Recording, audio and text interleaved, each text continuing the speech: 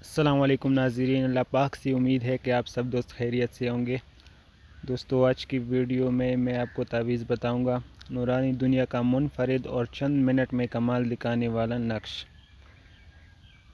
اس تعویذ کے بہت زیادہ فائدے ہیں۔ بیمار کو یہ تعویذ اگر پانی میں پلا دیا جائے تو شفا یاب ہوگا، ہر لاعلاج بیماری سے شفا۔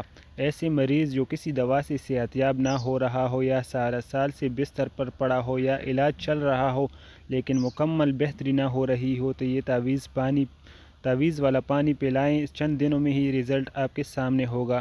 ہائی بلڈ پریشر، شوگر اور جملہ تمام امراض یعنی جتنے بھی امراض ہیں چند دن میں کنٹرول ہو جائیں گے۔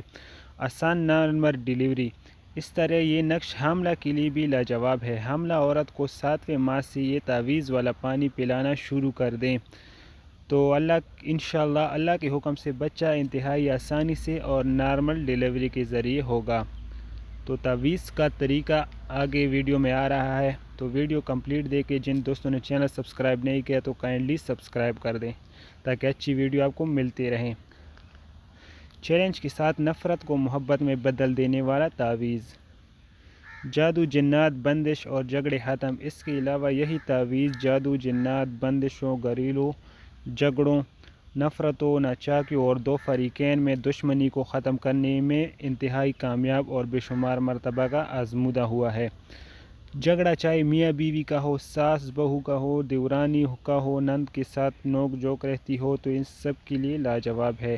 میاں بیوی میں مثالی محبت، یہ تعویذ دونوں میاں بیوی کے لیے بھی ہے، بیوی شوہر کے لیے لکھ سکتی ہے اور شوہر بیوی کے لیے لکھ سکتا ہے۔ طریقہ: چھوٹی سفید کاغذ پر کالی گلنے والی سیاہی سے یہ تعویذ لکھ کے اور کسی پانی کی بوتل میں ڈال دیں۔ سارا دن پینے یا پلانے کے لیے یہ تعویذ والا پانی استعمال کریں۔ بوتل میں پانی کم ہو تو مزید پانی شامل کرتے جائیں، جب تعویذ بالکل گل جائے تو مزید تعویذ لکھ کر ڈال دیں۔